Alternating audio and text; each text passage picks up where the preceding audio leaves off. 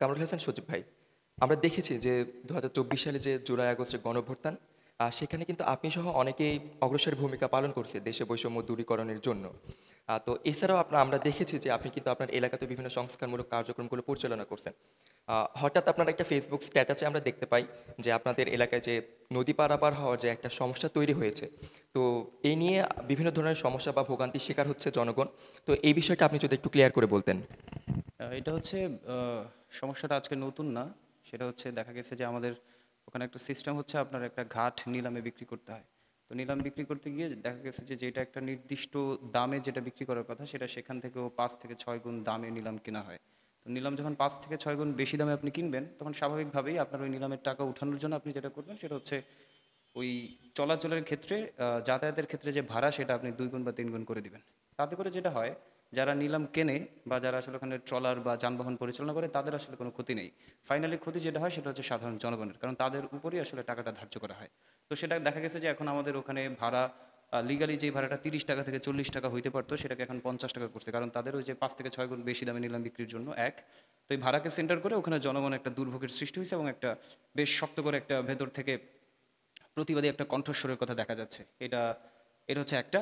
Second হচ্ছে যেটা করছে সেটা হলো আপনার ওখানে দেখা যাচ্ছে যে আমরা যেহেতু একটা নদী বেষ্টিত বা নদী বিধৌত অঞ্চল, স্বাভাবিকভাবেই আমাদের যাতায়াতের সবচাইতে বড় যে বাহন সেটা হচ্ছে নৌকা কিংবা ট্রলার। এগুলাকে সেন্টার করে আমাদের যাতায়াত করতে হয়। তো সেখান থেকে আমরা যেহেতু একদম মাঝখানের একটা চরের মতো অঞ্চল, যে কোনো একটা অঞ্চলে আমরা যদি শরীয়তপুরের মেইন শহরে যেতে চাই কিংবা আমাদের মুন্সিগঞ্জ পর্যন্ত যেতে হয় তাহলে আমাদেরকে বেশ ১ থেকে ১.৫ ঘন্টার একটা নদী পারাপার করতে হয়। এবং এই সময়টাতে আপনি ভাবেন যদি কোনো একটা মানুষ বিপদের সম্মুখীন হয়, অসুস্থ হয়ে যায়, হসপিটালে নেওয়ার প্রয়োজন বোধ হয় কিংবা যে কোনো কারণেই তো মানুষের জরুরি প্রয়োজন তৈরি হতে পারে, তখন তারা ওই যে ১ ঘন্টা পর পর বা ২ ঘন্টা পর পর একটা ট্রলার এই পার থেকে ওই পারে যায় সেইটার জন্য অপেক্ষা করতে হবে। মানে মাঝখানের টাইমে সে অন্য কোনো যানবাহন ব্যবহার করতে পারবে না। এই জন্য মানুষগুলো এখন অনেক বেশি বিপদের সম্মুখীন। কারোর যদি সাধ্য থাকে সে টাকা দিয়ে অন্য একটা যানবাহন ব্যবহার করে সে সেটা যেতেই পারে, কিন্তু সেটাতে বাধা দেওয়া হচ্ছে। এতে করে মানুষের অসুস্থ থাকলেও সে বিপদের সম্মুখীন হচ্ছে, তার জরুরি কাজেও সে যেতে পারছে না। এইটাকে সেন্টার করে মানুষের মধ্যে একটা বিক্ষোভের সৃষ্টি হয়েছে। এটা হচ্ছে ২ নম্বর প্রবলেম। ৩ নম্বরে এইটা সংশ্লিষ্ট সেটা যেটা বলা হয়েছে, যেটা আমি শুনছি অলরেডি, সেটা হচ্ছে ওখানে বলা হয়েছে যে যারা এলিট ফ্যামিলি বা রয়্যাল ফ্যামিলি বলে উল্লেখিত, আই ডোন্ট নো অ্যাকচুয়ালি ওখানে কারা রয়্যাল বা এলিট ফ্যামিলি। আমি বিশ্বাস করি না কোনো রয়্যাল বা এলিট ফ্যামিলি থাকতে পারে। আমার চোখে প্রত্যেকটা ফ্যামিলির সমান, সবাইকে সমান চোখে দেখার মতো চিন্তাটাই আমি করি এবং এইটাই করা উচিত। কিন্তু ওখানে এইরকম কথা বলা হয়েছে যারা রয়্যাল কিংবা এলিট ফ্যামিলি তারাই শুধুমাত্র ওই নির্দিষ্ট নিয়মতান্ত্রিক যে যানবাহন ১ ঘন্টা বা ২ ঘন্টা পর পর সেইটা বাদে অন্যান্য ভাড়ায় চালিত কিংবা রিজার্ভ করে যে ট্রলারগুলো নেওয়ার কথা সেটা তার ব্যবহার করতে পারবে, সাধারণ জনগণ পারবে না। এইটাকে সেন্টার করেও একটা বিক্ষোভের সৃষ্টি হয়েছে ওখানে। তো এই যে যানবাহনকে কেন্দ্র করে বা চলাচলকে কেন্দ্র করে আমাদের ওখানে বেশ অনেক দিন ধরে একটা আলাপ আলোচনা চলছে এবং মানুষজন এটা নিয়ে বিক্ষোভের মতো একটা আশঙ্কা কিংবা দানা তৈরি হয়েছে। সেইটাকে সেন্টার করে আমি আজকে একটা স্ট্যাটাস দিই এবং আপনাদের মাধ্যমে এটা জানাইতে চাই। নাম্বার ওয়ান, ২৪শে জুলাই বিপ্লব যে কারণে হয়েছে সেটা হচ্ছে আপনার বৈষম্য দূরীকরণের জন্য, এবং যাতে করে কেউ কোনোভাবে সাধারণ মানুষের উপর অতিরিক্ত কর ধার্য করে, ভাড়া ধার্য করে তাদের যে প্রত্যাশা বা তাদের যে চাহিদা সেটাকে মিটাইতে না পারে কিংবা ফুলফিল করতে না পারে। আমাদের ফোকাস থাকবে জনগণ, এবং যেহেতু ফোকাস জনগণ এবং যেহেতু ২৪শে জুলাই বিপ্লবটা হয়েছে জনগণকে সমানাধিকার পৌঁছে দেওয়ার জন্য, সুতরাং যারা ওখানকার ইজারাদার বা যারা নৌকা কিংবা চলাচলের সাথে সংশ্লিষ্ট, ও আরেকটা প্রবলেমের কথা আমি ভুলে গেছি সেটা একটু মাঝখানে বলি, সেটা হচ্ছে যারা স্টুডেন্ট। আমাদের এইখান থেকে চরের মাঝখান থেকে যে আমাদের একটু শহরাঞ্চলে গিয়ে পড়াশোনা অনেকেই করে, সেই ক্ষেত্রে স্টুডেন্টদের যে ভাড়া যেটা নর্মালি আমরা জানি যে অর্ধেক ভাড়া, হাফ ভাড়া, সেইটার প্রচলনও ওখানে নাই। স্টুডেন্টদের হাফ ভাড়াটাও নেওয়া হয় না এবং একই সাথে প্রচণ্ড রোদে বা বৃষ্টিতে একটা ছাউনির ব্যবস্থা যেটা করা যেতে পারে, যেটা লিগালি ওখানে বলাই হয়েছে আগে ট্রলার চলাচল যারা করবে, সেগুলোও করা হয় না এবং সেগুলো কেউ চাইলে বা বললে তাকে উল্টো কথা শোনানো হয়। তো এই যে ব্যাপারগুলা, এইটাকে সেন্টার করে এখন আমরা যেহেতু বৈষম্য নিরোধ করতে চাই, জনগণের অধিকার তাদের কাছে ফিরিয়ে দিতে চাই, সেইটার জন্য আমি চাই নাম্বার ওয়ান, যারা এটার সাথে জড়িত, সেই ইজারাদার হোক, ট্রলারের চালক হোক, যেই হোক, তাদেরকে বলবো যে আগামী ১ সপ্তাহের মধ্যে, দ্রুততম সময়ের মধ্যে, ওই ভাড়া যেটা ৳৫০ ধার্য করা হয়েছে, আপনি কত টাকা দিয়ে কিনছেন এটা জনগণের মাথা ব্যথা না। ওইটা আমার দেখার কিছু নাই। আমি দেখবো যে আমার এখান থেকে ওই জায়গাটাতে যেতে আসলে ভাড়া কত হইতে পারে, সেইটা ৳৪০ করতে হবে, ১। ২ নাম্বার, প্রত্যেকটা স্টুডেন্টের ভাড়া হাফ করে দিতে হবে। তবে হ্যাঁ, শিক্ষার্থীদের কাছে আমার অনুরোধও থাকবে একই সাথে প্রত্যেকটা স্টুডেন্টকে তার যে স্টুডেন্ট কার্ড সেটা হোল্ড করতে হবে। যদি খুব পরিচিত থাকে যে সেই স্টুডেন্ট হিসেবে আমি চিনি সেটা ভিন্ন কথা, তবে তাদেরকে আহ্বান করবো যে স্টুডেন্ট কার্ড সাথে রাখার জন্য হাফ ভাড়ার প্রচলনটা করতে হবে, মাস্ট। ৩ নাম্বার হচ্ছে কারু চলাফেরার অধিকার, এনিওয়ে, এটা একটা কনস্টিটিউশনাল রাইট। সে যেভাবে খুশি, তার যদি টাকা থাকে, সে যদি বাহনকে আহ, তার টাকা দিয়ে সে যদি এটাকে মানে নিতে পারে, বহন করতে যদি পারে ব্যাপারটা, তাহলে সে কোন যানবাহন দিয়ে যাবে সেইটা কারোর মাথা ব্যথা হওয়া উচিত না। সুতরাং প্রত্যেকে চাইলে স্ট্রিম লাইনের যে যানবাহন 1 ঘন্টা পর পর সেটা দিয়েও যেতে পারে, চাইলে কারো টাকা থাকলে সে রিজার্ভ করে যে কোনো ট্রলার দিয়ে যেতে হবে। এই অধিকারটা ওখানে নিশ্চিত করতে হবে। যদি সেটা না করে, তাহলে তাদেরকে বলবো স্পষ্ট করে, যারা এটার সাথে জড়িত, জনগণ ফুঁসে উঠলে আপনাদের আসলে ওখানে থাকার মতো জায়গাটা হবে না। এবং আমি বিশ্বাস করি যে আপনাদের থাকার মতো জায়গা দেওয়ার দরকারও নাই, প্রয়োজনও নাই। কারণ আমাদের যেটা নিশ্চয়তা দিতে হবে সেটা হচ্ছে জনগণের সার্টিফিকেশন। জনগণের রাইটকে এনশিওরমেন্ট যদি দিতে না পারেন, তাহলে আপনাদের সাথে আমাদের সখ্যতা বজায় রাখার কোনো দরকার নাই।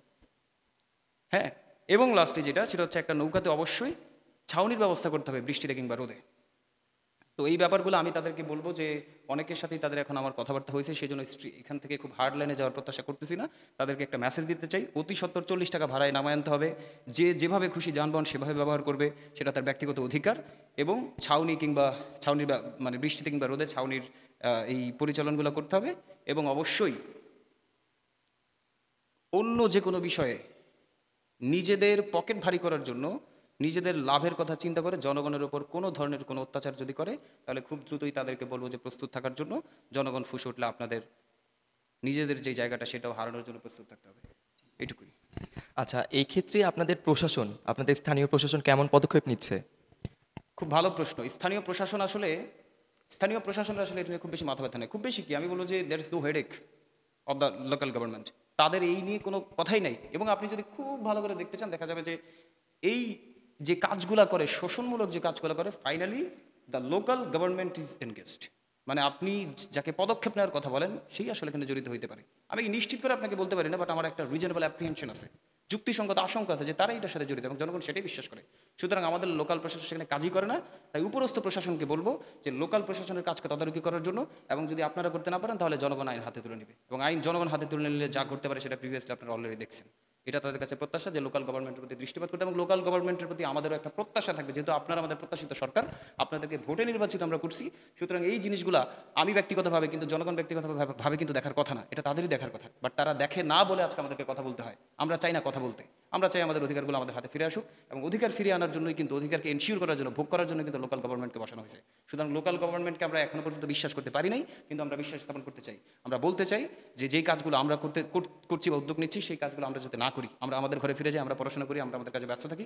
এই কাজগুলো আপনাদের করার কথা আপনারা করেন, যদি না করেন তাহলে জনগণ আইন তুলে নেবে হাতে।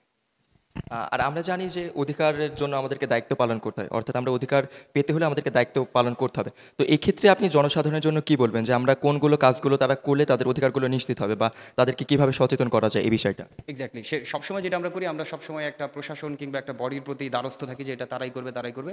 এবং জনগণ আসলে একটা আশঙ্কার মধ্যে থাকে যে আমি কথা বললে আমার কী ধরনের ক্ষতি হতে পারে, এই চিন্তাটা সবসময় জনগণ করতে থাকে। এবং সেখান থেকে যদি দুইজন বা একজন যখন ভয়েস রেজ করে, তখন জনগণ তার সাথে এনগেজ করে, তাকে সাপোর্ট দেয়। সুতরাং তাদেরকে বলবো যে কারো দ্বারস্থ হওয়ার দরকার নেই, কাউকে নেতা মানার দরকার নেই। আপনি যদি মনে করেন যেখানে অন্যায় ঘটতেছে, তাহলে আপনি ব্যক্তিগতভাবে জাস্ট স্ট্যান্ড আউট, আপনি ভয়েস রেজ করেন, আপনার সাথে আমি আছি। এবং আপনি যদি মনে করেন যে আপনার এইভাবে আপনার চলা উচিত, যে আমার সাথে কেউ থাকুক বা না থাকুক, আমি আসলে আমার সাথে অন্যায় হচ্ছে, জনগণের সাথে অন্যায় হচ্ছে, আমি ভয়েসটা রেজ করব। জনগণকে বলবো যে এই চিন্তাগুলো এখন বাদ দিয়ে দেন যে আপনার কি ক্ষতি হবে।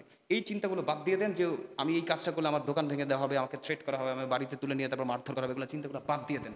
এই চিন্তাটা এই সময়টা এখন আর পর্যন্ত নাই। যদি এই ধরনের অন্যায় কিংবা এই ধরনের কাজ আপনার সাথে করা হয়, তাহলে I can make you sure যে আপনার সাথে আমি আছি। আমার জায়গা থেকে যতটুকু লড়ার, কোনো জনগণকে যদি মামলা দিয়ে হয়রানি করানো হয়, ডেকে ভয় দেখানো হয় কোনো একটা সঠিক কথা বলার জন্য, তার পাশে আমি আছি। এবং শুধু আমি থাকলে হবে না, আমি চাই যে প্রত্যেকটা জনগণ তাদের সাথে থাকুক। এটাই আমাদের প্রত্যাশা জনগণের প্রতি। জি, অনেক অনেক ধন্যবাদ আপনাকে।